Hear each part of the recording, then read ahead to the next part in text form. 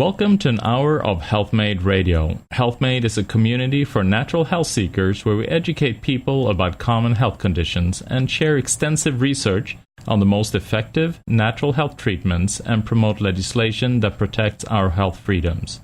A core concept belief is in the innate intelligence and healing power of the body, and if properly supported spiritually, emotionally, and nutritionally, it can find its way back to health.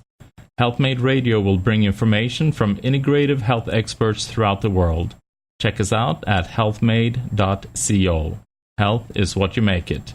I'm Dr. Michael Karlfeldt, and I will be your host. Today's guest is Ann Tucker, author of Undoubtedly Awesome. Ann Tucker, in demand internationally as a speaker on decision-making, leadership, personal transformation, and self-doubt, has developed a unique test to identify an individual's soul type and illuminate the mental processes behind every decision. Tucker has used this proprietary technique and others she's developed to help some of the most influential business leaders in the world. Tucker is a co-founder of Gray Matter Partners, a leadership development firm based in Seattle, Washington, whose executive coaching services have helped senior executives become better leaders and more effective decision makers. She also founded Wisdom Soup, a closely curated learning community designed to help its members achieve breakthrough spiritual growth and insight in order to achieve practical, real-life goals.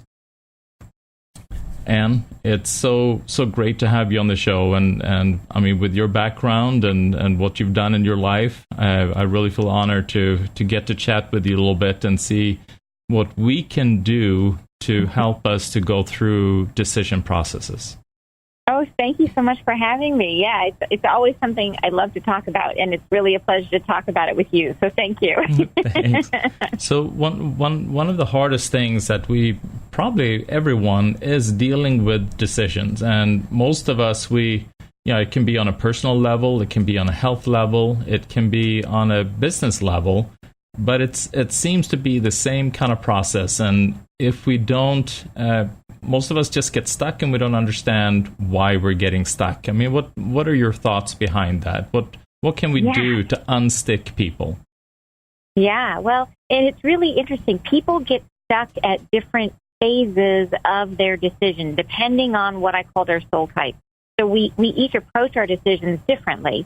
And so some people get stuck on the front end of a decision, early on when they're considering a lot of different alternatives and they can't figure out which one they like best. Other people feel like they've made a choice, but they just can't quite, they're constantly leaning out of that choice. Should I leave this situation? They're in it, but they're half out of it all the time.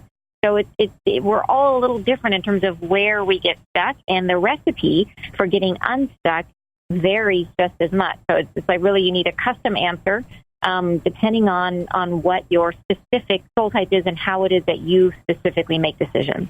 So it's almost like you need to learn more about yourself and who you are in order to be able to recognize where my challenges are in regards to my decision process and to remove that. Yeah, absolutely. And I think it's a funny thing. And when you think about the process that we each use to think, that it isn't something that we pay much attention to. We all, I think, assume that everybody thinks the same way that we do, right? We have our way of approaching a problem, and it doesn't usually occur to us that other people have a totally different process for thinking about a problem. And so in terms of learning about what that process is, once you take the time and actually dissect it and understand the specific steps that you're taking in your thought process, it gives you huge insight into what your gifts are. Like, what is it, and specifically, how is it that you manifest what it is you're trying to create in the world through your process? So the process that you use to think is what shapes the things that you create in the world. So, and it's something that we never actually see about ourselves unless you deliberately go out of your way to learn it. So it's almost like if we have certain strengths and certain weaknesses. So in order to be able to complete a decision process, it isn't good to maybe surround yourself by people that may complete you in that decision process, that have strengths where you're weak, and vice versa. Yeah, it's a fun thing. I find that it's not all the time, but frequently people will end up partnering with or pairing with or marrying their opposite in terms of their process. So I think we do seek out those people who will complement us or complete us, in terms of our own strengths and weaknesses.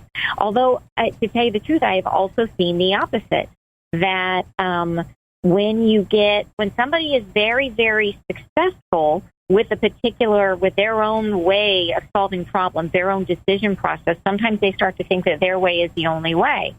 So I've seen executives at very, very high levels who they have their soul type, their specific way of making decisions, and then they hire and they look for other people who do it the same way that they do, because they figured, it works so great for them. They're going to look for other people who do it the way they do, so they end up hiring in their own image. And people who don't do it their way, they think that, well, those people can't possibly be successful because they don't do it the successful way, which is my way, So it really does have an impact in terms of in your everyday life. Subconsciously, we're making these choices. What I'm advocating for is to become conscious of this super important process that you have going on in your head all the time that's having a huge impact on the life that you're creating for yourself. And that's what I really liked, is that we have this process that we think just kind of happen automatically in our head, and we don't recognize why sometimes it's moving slower than it should. And obviously, if you want to be successful in life and relationship and business, wherever it may be, the faster you can complete a decision process, the faster you can move forward. So if we're able, which I loved how you did in your book, to analyze the different components that is part of the decision process and recognize where in that process am I having an issue, and how can I remove the blocks in that area to make this process go faster. Yes, yeah, absolutely. So it's some people, as I mentioned before, they really get stuck. So say, for example, if you get stuck early in a decision, around choosing, around the specific, before you've actually committed. Some people really, really get stuck, and they end up, going back and forth, having a hard time discerning which option they like. The more options they look at, the more confused they get. And, and for them, you can come up with a very specific set of suggestions saying, okay, here's your sticky area. And for them to understand that they need to, limit the number of options that they're choosing from, and how to set their intentions at the beginning of the choice process to end up with a better outcome. And the thing that's so important about that is that I think a lot of us get really, really hung up on the idea that we have to make the right choice. We get really hard on ourselves about, okay, I've got all these choices, and I need to be really careful to make the best choice. And if I don't, I've done it badly, right? It's not going to work, and it's going to be my fault because I didn't choose correctly. And the truth is that once you've narrowed your options down to a good, handful of things that are viable choices, like things that are, each brings something to the table that's desirable. Once you're choosing between those two or three best things, the thing that's going to make the difference is not which one you choose. The thing that's going to make the difference is how you choose it. That it's the process that you use that determines how much of your own creative energy is put in the direction of the success of that choice. So it's your process that propels your choice forward and makes it successful.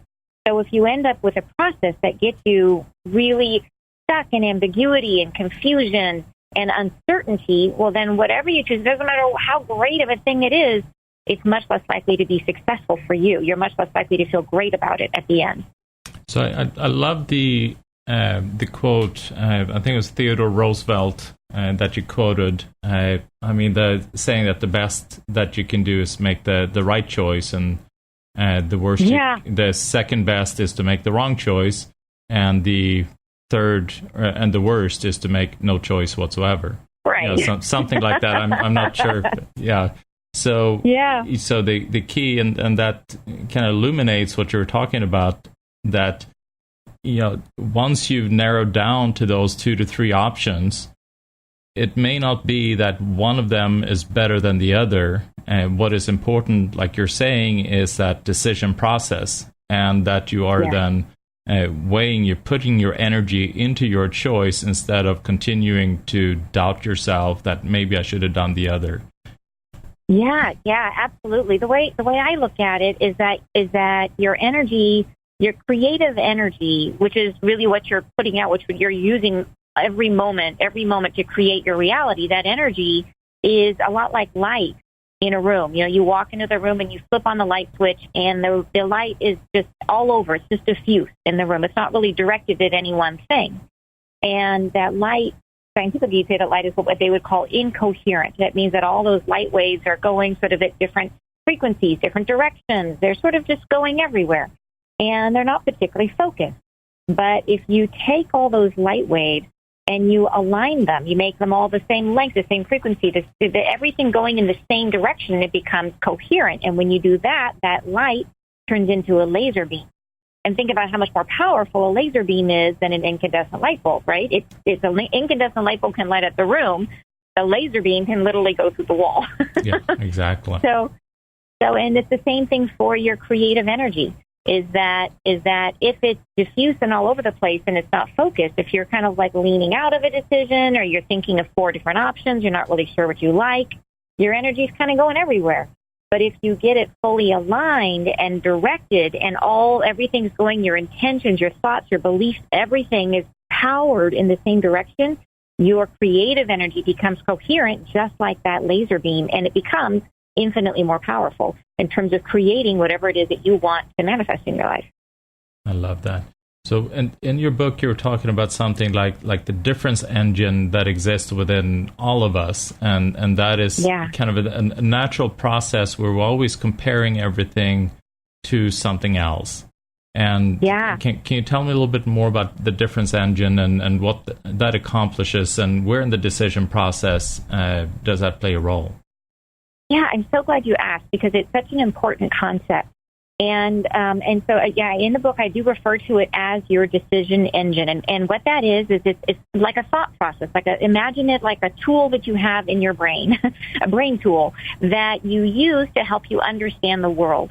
And we use it in everywhere you navigate, everything you navigate through in your life, you have to understand in comparison to something else. So we don't understand things in a vacuum. If you just have an apple, the only piece of fruit you've ever seen, you'd have a hard time describing it or telling somebody what it is. It's when you compare it to an orange, and you can say, well, an apple is red, because you can see that an orange is orange, right? You can see there's a color difference. You can see there's a difference. One has a peel, or it's the differences that we focus on. That's how we describe things, by understanding what they're not. And the tool in our brain that helps us do that is our difference engine. So we understand everything in the world, including ourselves, by comparison. And so when we're making a decision, our difference engine is right there, helping us in every moment, helping us to understand which of 2 options we like better by showing us what are the differences between those things. And it's just our way of processing and understanding. So you can hold up and say, okay, which of these 2 cups of coffee should I buy? And your difference engine will jump right in and get to work and say, okay, well, this one smells better than this one, and this one is bigger, and this one is cheaper, and this one is fresher, right? Whatever all the differences are, it'll serve them up for you to look at. And then the next step is actually your emotions. Your emotions are the thing that actually makes the decision. Your emotions will then look at those differences and feel which choice you like best. And that's how you make the decision. So the difference engine, the job of the difference engine is to look and understand what and to help you see how to compare the things in front of you. But most of us think that it's our logical mind, our analysis, that an analytic process that makes the choice. It's actually the emotions that step in and feel your way between those differences, which one you like best. And once you feel your way to a decision, then your logical brain steps back in and rationalizes that emotional choice. So they actually wired up our brains to study this and seen that the moment of decision, that moment of choosing, stems from the emotions. And if you are unable to feel, there's a guy named Antonio Damasio who actually studied this, people who actually damaged the portion of their brain that was responsible for feeling their choices. When that portion of the brain was damaged, they were no longer able to make a decision of any kind. It's super fascinating. They couldn't even order a Big Mac because they could see what the differences were, but they just couldn't tell you which one they liked best. That's fascinating. We're going to take a quick break. I'm here with Ann Tucker, the author of Undoubtedly Awesome. You're listening to HeatlhMade Radio. Welcome back to HeatlhMade Radio. I'm Dr. Michael Karlfeldt. I'm here with Ann Tucker, author of Undoubtedly Awesome. So I think that's absolutely fascinating because you always, like you mentioned, when you think about a decision, you always think that this is something that takes place cerebrally. I mean, it's your logical thinking that analyze, and you don't recognize how big part the emotion has in that decision making. So can that be part also why people then start to question their decision because of the emotions that play a part in the decision making? Yeah, absolutely. So what ends up happening is that if you say, and in the book we talk about, we break down decision making into 4 different steps, and those first couple of steps, it's in stage 2. Stage 1 is when you're just analyzing, you sort of become aware of the problem, you start coming up with some solutions, you move into stage 2, which is where you're starting to compare. So this is where your difference engine really starts coming online and working hard to help you understand the differences. And what happens is that each time it looks at 2 things and compares them. Your emotions will weigh in and say, okay, I like this one better than that one. But each time the more you continue to look, say that you take that first option and you compare it to option number 2 and then 3 and then 4. And by the time you're on your 6th option and you're holding it up and comparing it back to the first one, which you originally liked best, by that time you're looking at the benefits of that first option for the 8th time. And when you do that, it's like hearing a joke for the 8th time. Like it was really funny the first time, and maybe it was kind of funny the second time, but by the time you look at those benefits for the 8th time, it just doesn't evoke the same emotional response. So what ends up happening is the thing you liked best, originally you start being less sure of it. You start feeling like, oh gosh, I'm not getting the same joy from thinking about that as I originally did. It's like it starts to become sticky. The whole decision becomes sticky, and it becomes really, really hard for you to discern what the best option is. And you end up starting to get yourself invested in some of the other options. So if you do finally get to a place where you can make a choice, at that point, your creative energy is sort of dispersed all over the place. You've got some in option 8 and some in option 5, and you're all over the place. So whatever you do finally choose, you're not 100% committed to it, and so it's not as likely to be successful. So it's almost like you're mentioning, it's almost then worse to have too many options because then it becomes quite challenging to have the same emotional response and to an option that would be a really good option. Oh, 100%. Like, have you ever noticed if you've gone to one of those mega stores or I joke about it in the book that there's a flower garden center called Flower World, and it's enormous, right? They literally have one entire, like a huge greenhouse, and it's dedicated to just azaleas, just that one huge thing. I mean, it's acres of plants, and I love going there. It's gorgeous. But I can never actually get myself to buy anything because it's just the choices. There's so many to pick from. And what ends up happening when you have too many things to pick from is that it raises your expectations that you're going to find the perfect thing. So it becomes harder and harder for you to choose. You get choice fatigue. And so the harder it becomes, the more options you consider, the more exhausting it is in terms of your emotions. You start to, the thing that you thought you originally wanted, you can't find the feeling you're looking for. You're looking for that, oh, I love this one. You're trying to find that feeling. It becomes lost in the sea of confusion as you're comparing. So yeah, you're much better off going to a place that has like 4 or 5 choices. Because then you can keep them all straight. You can see which one you like best, and boom, you're decided, and you feel great about it. Yeah, exactly. And then when let's say you feel you've decided you limited the different options to just a few, and then your emotions kick in and say, oh, I really love this choice. And then what is kind of a natural process after that when we decide, oh, I really like this thing? How can you then avoid or how can you create that kind of laser sharp action, based upon that choice, so it doesn't get diffused and you don't go backwards and you can just move forward? Yeah. Well, the critical thing is in terms of how you're making your decision, that a lot of us will make a choice and think we're done. We will turn left instead of right, or we will hand over our credit card, or whatever it is that we think the action step is. We'll do that action step, and we'll think, I've decided, I'm done, right? I'm committed, I did it. But that's not everything. That's just the first step in making your choice. And to be fully committed, to really align your thoughts, your beliefs, your feelings with your action, you need to take these extra 2 steps, which are to burn your bridges and to give up your alternatives. So that means that when you go out, you buy a new shirt and you take it home, you've got to cut those tags off so you can't return it, right? And the longer you leave the tags on, the more that it's open in your mind. You are opening up a loop where you keep thinking, I could take this back. I could buy that other shirt. Maybe I would have liked that other one better, right? Maybe I should keep shopping. Maybe there's something better out there. And the longer you leave that open, the more you introduce and keep your decision engine keeps working, right? Your decision engine never sleeps. It's constantly working for you. And most of the time it's serving you. Most of the time it's really helping you to tell what's what. But after you've made a choice, if your decision engine stays on, if it keeps working in that same direction, comparing, it's really doing you a disservice. And what you need to do is once you make the decision, if you fully commit, if you give up all of your alternatives and really burn your bridges, make it so that you can't go back on that decision, then what happens is your difference engine actually shifts gears. And in this moment, this is really critical, you're actually shifting from your masculine energy, which is where you're defining and specifying what it is that you want, and you're moving into your feminine energy, which is all about receiving. So when you really make a choice, when you make that decision, when you burn your bridges and you give up your alternatives, then all of a sudden your difference engine starts, it shifts direction, and it starts to take the choice that you made, and it asks a totally different question.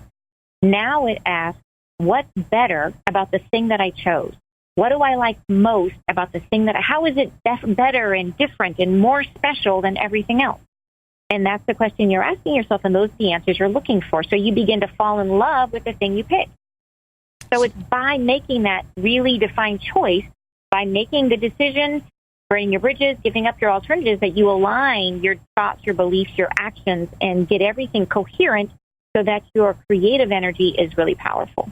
So in essence, by letting go then of all the other choices, that is when you have the ability then to feel the joy. I mean, like you're saying, that you actually receive the energy from your choice. So if you never complete that cycle, never let go of all the options, then you can never feel joy for your decision. Right. Yeah, exactly. And you can think about it, if you ever think about a choice that you couldn't go back on, that you were fully committed to, think about what it feels like when you really fall in love with your choice. And you've made choices like that. You know, we all have, where you made a choice and you're like, oh my gosh, I love this choice so much, and how great that feels. And that's the destination. Like, that's what we're trying to get with all of our important decisions, is that feeling of being in love with your decision. Because when you're there, that's when you're really creating and manifesting at your full power. And coming from my point of view, I'm a naturopathic doctor, so I deal with people's health all the time. But in regards to health, it's then how to utilize, or how people deal with fatigue, they deal with all these different health issues that is where the person needs energy in order to be able to repair the body, in order to be able to feel healthy, immune system function well. So for an individual to be stuck then in this decision process and not make the commitment, not move through the decision cycle, you're wasting all that energy, and it will then deplete you physically. So that and decisions are something that we make every day of our lives, again and again and again, and to get better at it, it will actually improve your health. Oh, you're so right. And think about that in terms of their decisions that they might make about their treatment, or, about what they should do for their health, in terms of making choices about their wellness. That if they're indecisive, if they're uncertain, if they're not really fully committed in the way I'm talking about, if they're not committed in terms of making that choice, burning their bridges, giving up, really going for it, right? And I'm not saying that you shouldn't try multiple options, or, try, and if somebody has a real serious illness, you want to make sure that they're following their advice, for following your advice. But what I'm saying is that they have to commit to the courses of actions that they choose to take and really make sure that they're harnessing all of their creative power in that direction in order to get the full benefits of it. Absolutely. You need to work on that in every aspect of your being, both the emotional, the physical, the spiritual, and align all that energy into the same direction with the same decision, and not go to, like, if somebody would come to me and they say, well, I want you to help me with, let's say, cancer. And then I say that these are the things that you need to do. And they say, well, I really don't want to do that. I really don't want to do this. That's too hard. So, which means that they are not fully committed. They're not letting go of their past decisions. They're not burning their bridges. They are still holding on to old patterns that put them in the place where they are now, right now. Right. Yeah, they're in resistance to the choice. Yeah. And think about that in terms of trying to make, if you realize that it is the success of what you do in large part depends on the amount of your creative energy that you put into it. And if you're in resistance to it, well, it's much less likely to succeed. Yeah, everything starts with our own energy. Like everything that we create in the world, everything that happens in our world starts with our own energy. And if you're pointing in two different directions, right? If you're walking one way, but your heart and your mind are going in different directions, well, it's not going to work out that well. No, exactly. We're gonna take a quick break. I'm here with Ann Tucker, author of Undoubtedly Awesome. You're listening to HeatlhMade Radio.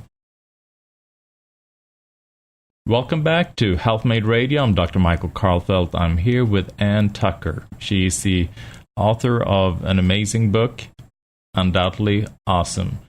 So in regards then to the decision process, you had an individual, they've gone through gathering of the facts, and then they've been weighing all the different options that are available. They met an emotional commitment, they burned the bridges, and they moved full force with what they decided. Are there additional steps to that, or is the process complete? And once they've done that, they have completed the decision process. So they've made a full and complete decision, and they're committed to it, and it's unfolding. They're taking the action steps to make it happen. So that is complete. And there may be times once a decision is made that they then receive new information and have to reevaluate. But then they just go back to the beginning of the decision. They go through the same process. So it's the simple 4 steps. It's the beginning, which is step 1, which is where they're looking at the problem, understanding what it is, starting to come up with solutions. The second step is that comparative solution phase, where they're comparing different options to each other. And the third is emergence, where their favorite ones are starting to evolve, and then finally their favorite one. And then the fourth is where they commit to that decision and they start to reinforce it. When they shift their difference engine into reverse, they move into their feminine energy, they start receiving that, and they move in and they start to fall in love with their choice. And so in your book, I mean, I love that, so people understand that there's a pre-commitment process, there's a commitment process, and then there's a post-commitment process to recognize that it's not just a commitment, like you're saying, the part of the handing of the credit card. It's a whole process, and then to understand that full flow, that you need to be part of that flow. And so, some people, obviously, the fear is that, well, what if I make a bad decision? And I make this decision, I fell in love with it, and it just turns out bad. Is there a way to kind of turn that around, or to alleviate the fear, or how what suggestions do you have there? Yeah, and it depends on, I mean, if something really turned out badly, say you fell in love with a car and it turned out to be a lemon, and there's just no getting around it. It's nothing that you're controlling or influencing. It's just that you just bought the wrong car. And when that happens sometimes, right? It doesn't mean that you necessarily did something wrong. It's just you ended up with the wrong car. But if it's a situation where there's no reason why you shouldn't like it, right? If it's just a thing where you thought you were going to like this thing and now you don't like it, and you're not really sure why, you just don't, well, that is more about you. That's more about what's happening inside.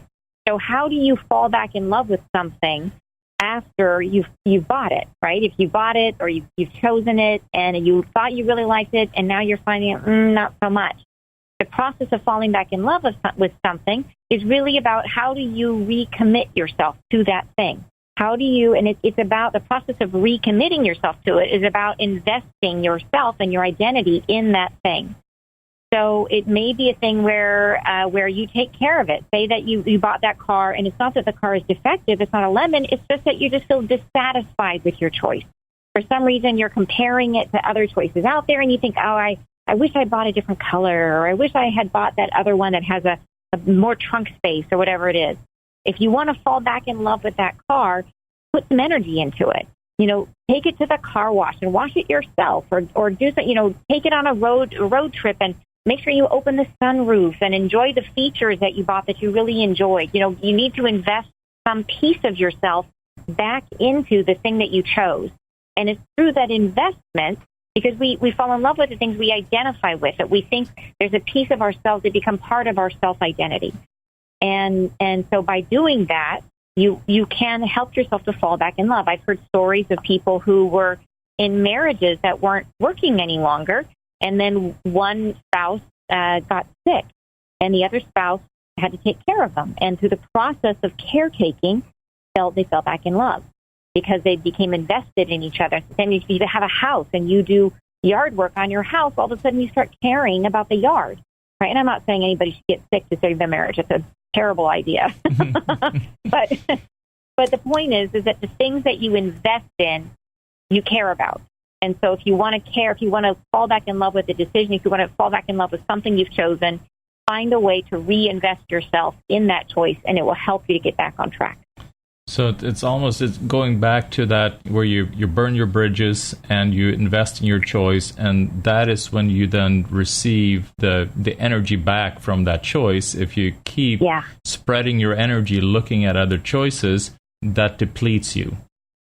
Absolutely. It's how many directions are you sending your energy? And if you want it to be efficient and effective and get the biggest bang for your buck, send it all in the same direction. Great.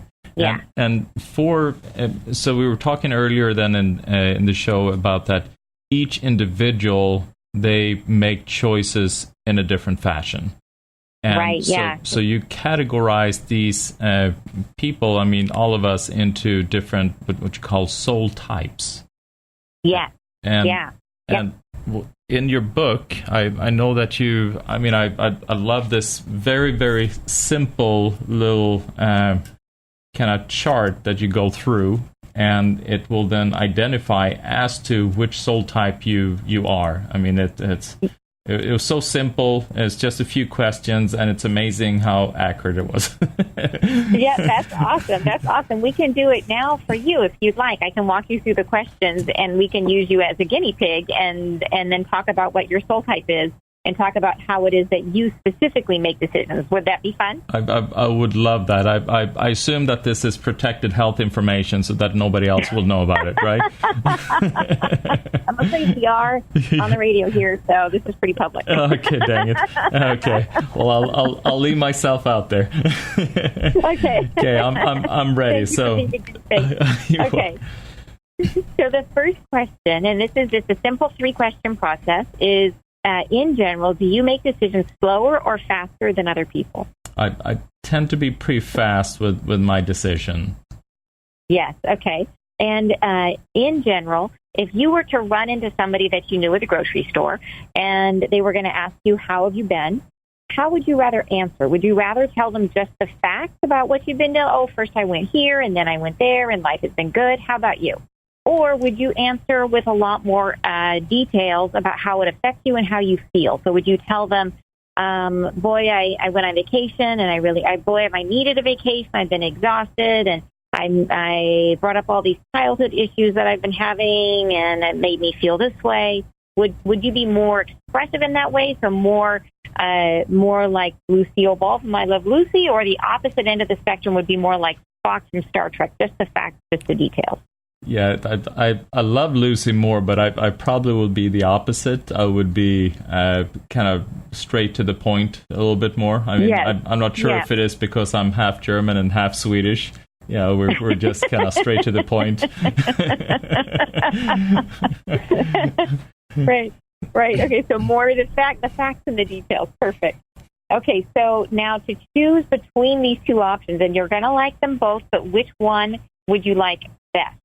So in general, do you prefer to develop a strategy and then move forward, or do you prefer to jump right into action? Which one would you say fits you best? I tend to be somebody that I tend to go for it. I mean, I feel it, I like it, I go for it, and then I have other people to help me with strategy.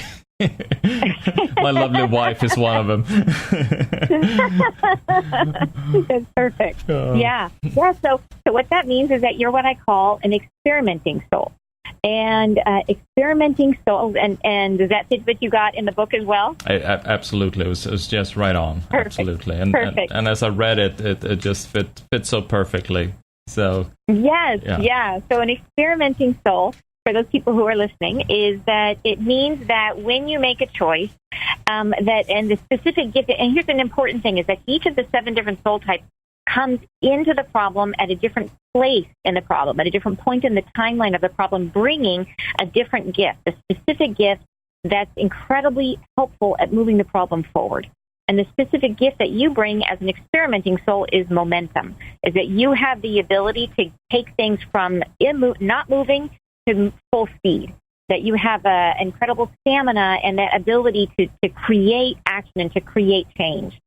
And so what this means is, in terms of your decision process, that rather than spending a lot of time in those phases 2 and 3 that I talked about, where most people are going through comparison and doing their research, you have where your intuition comes in is that you're able to look at the information, and you have a very high standard for your information. You want good quality info.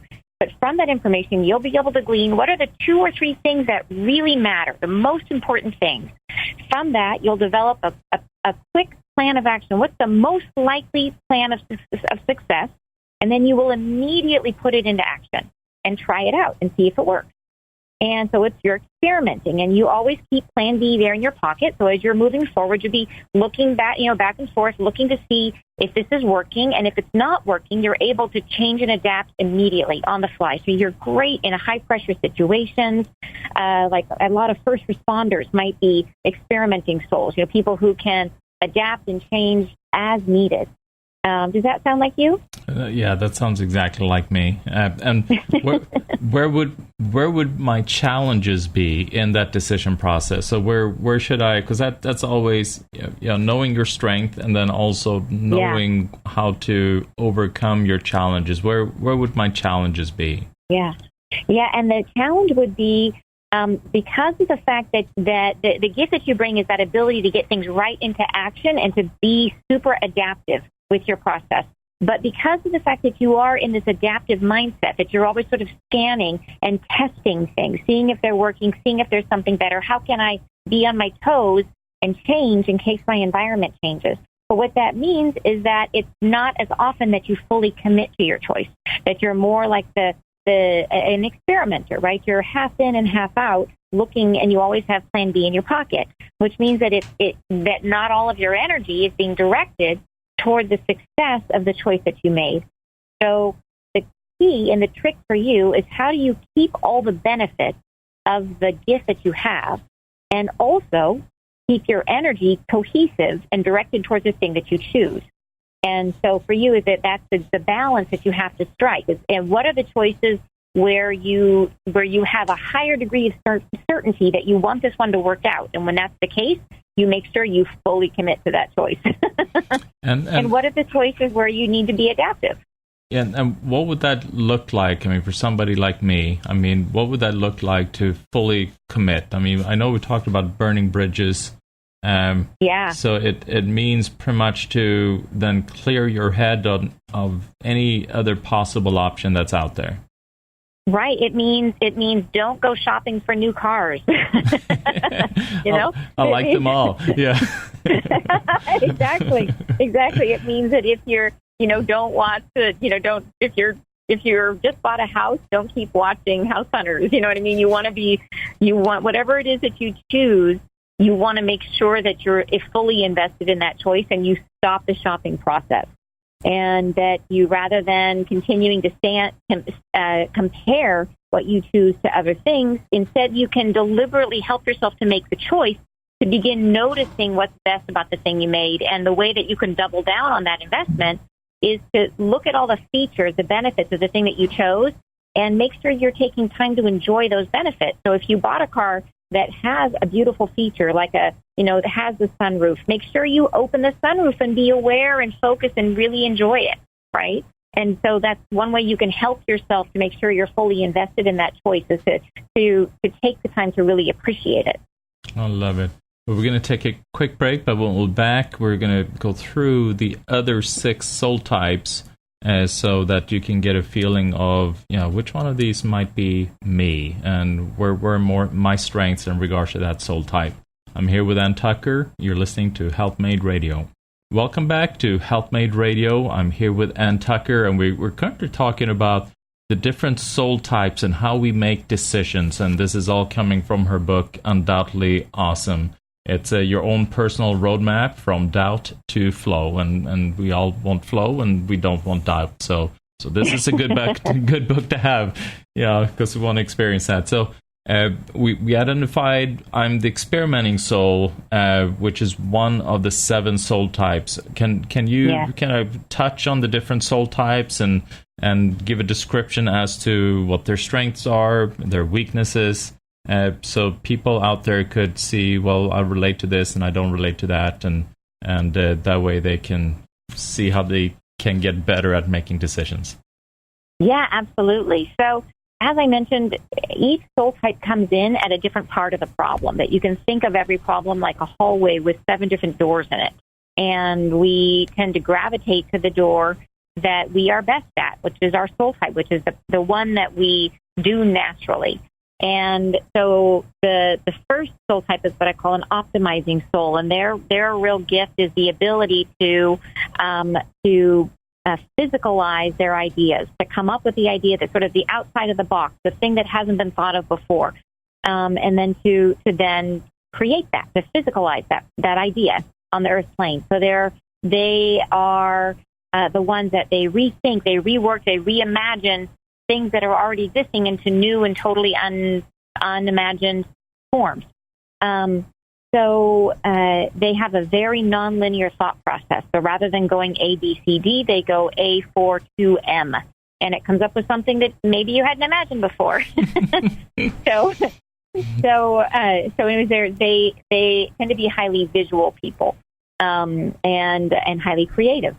The second soul type is in the process what I call an expressive soul, and their particular gift is the ability to be highly influential and persuasive. They have a very direct connection with their heart. So rather than thinking through everything in a very analytic way, the way most of us, we come up with a thought and then we sort of process it through our logical mind and then it comes out. With the expressives, it goes directly heart to mouth. It comes right out just as they feel it. And they have the ability to feel into where is the drama, the emotion in this particular topic. What is it that's going to make people care, right? What's going to speak to their heart so they know how to say things in a way that makes us care. And that's important for people like me that will go with a lot of emotions. So if they can express, these emotions, it would help me then to fall in love with what they're expressing. That's exactly right. It's wonderful when you're talking to someone like this, and a lot of times you'll see, some of our favorite public speakers that you've heard may have been expressive souls, because what gets us is that they are saying the things that we've been feeling but haven't been able to express ourselves. It's like they speak our words for us, and we say, "Oh my gosh, that's exactly how I feel. I just didn't realize it." They speak the truth for us. So it's lovely. Yeah. A third soul type is what I call our coaching soul, and the particular gift that they bring. So they are our amazing people developers, and they have the ability. So when they look at someone, the particular intuitive gift that they have is they're able to see that person in their highest expression, see what is absolutely best about this person, how they would be as their very best self. And they reflect that to the person. So when you interact with a coaching soul, you end up seeing yourself the way they see you. You see yourself as the possibility of being your highest and best self, and it inspires you to live up to that version of yourself. So they are fantastic as managers, as people developers. It seems like if you have a larger team, to always have somebody like that on your team that really kind of brings everybody together. For sure. And every one of these soul types is really influential and important in a team dynamic. And as a matter of fact, you'll find them in every place in the world that every soul type has been in the White House. Every soul type is represented as CEOs of the biggest companies in our country. That they are at every, and it just depends, depending on where they fit, it just depends on which part of the problem we're solving in that moment. And that's going to determine which soul type is going to shine in that particular role. So there isn't it. Yeah, so it's not necessarily that one soul type is more apt to succeed. It's that they're all important, they're all needed, and it's just how efficient you are in maximizing your own skills. That's exactly right. So there isn't one that's better than another. They're all equally. Everybody's bringing something that's incredibly necessary, and the key is just finding an environment and the phase of problem where your skills are most needed. Right, putting yourself in the right place at the right time where you can really bring your skills to bear. Yeah. Wonderful. So that's it. That coaching, and then and then after that is collaborative, and the collaborative soul is all about bringing people together into community and finding, if they call them collaborative soul, because they're the ones they tend to encourage collaboration. So they're interested in ideas that raise all boats in a rising tide. They're constantly looking to stretch themselves to reach up higher to higher heights, and they want to bring everybody else along with them. So they're really they're ones that create community. They make sure that everybody who has buy-in in a decision has been consulted, and everybody's coming along with them. Yeah, exactly.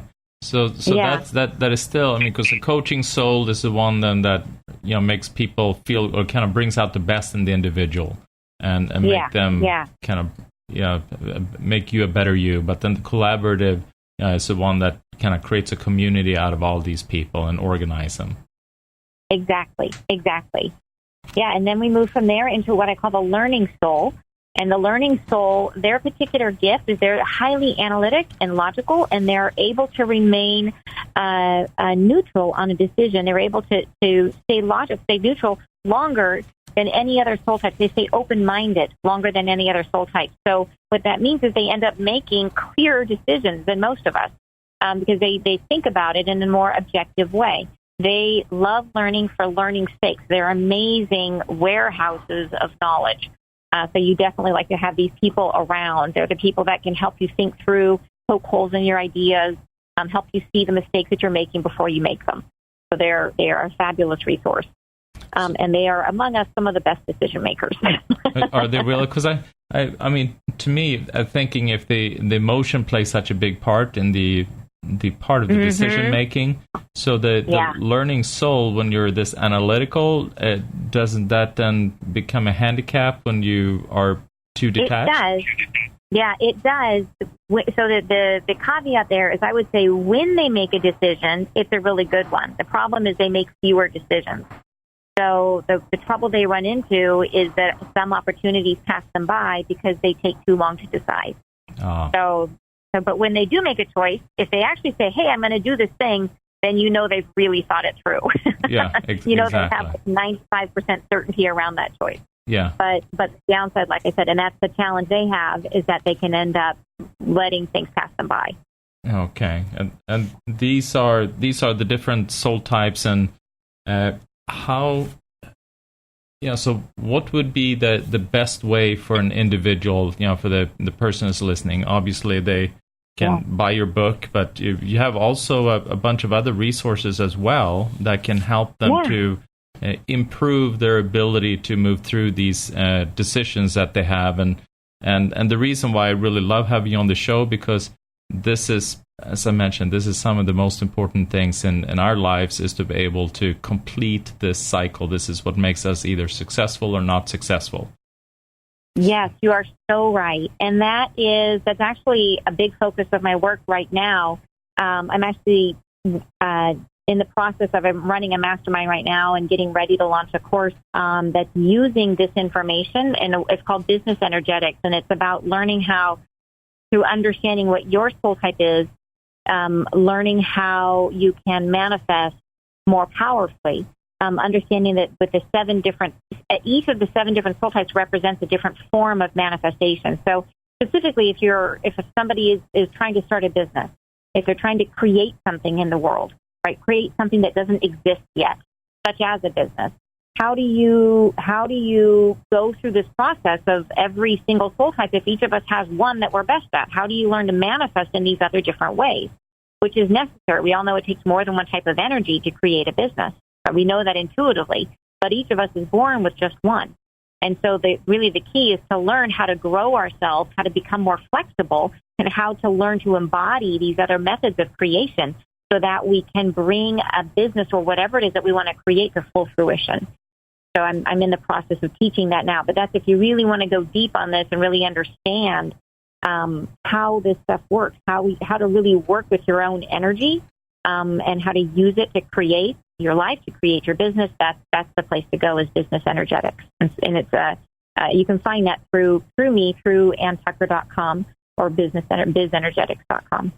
Wonderful. Well, Anne, it's been such a pleasure to have you on the show, and I'm so grateful for all the wisdom that you're bringing forth. And I truly urge all the listeners to for self-empowerment, self-development, and to manifest your life in the way so that you can fall in love with it, which is obviously what we're all wanting, to really put more energy into the decision process, and check out AnnTucker.com and see what you can do to improve in that area. So thank you so much, Anne. Thank you so much. It's been a great conversation. Been lovely. That is it for today. You're listening to HeatlhMade Radio. Remember to check us out at healthmade.co.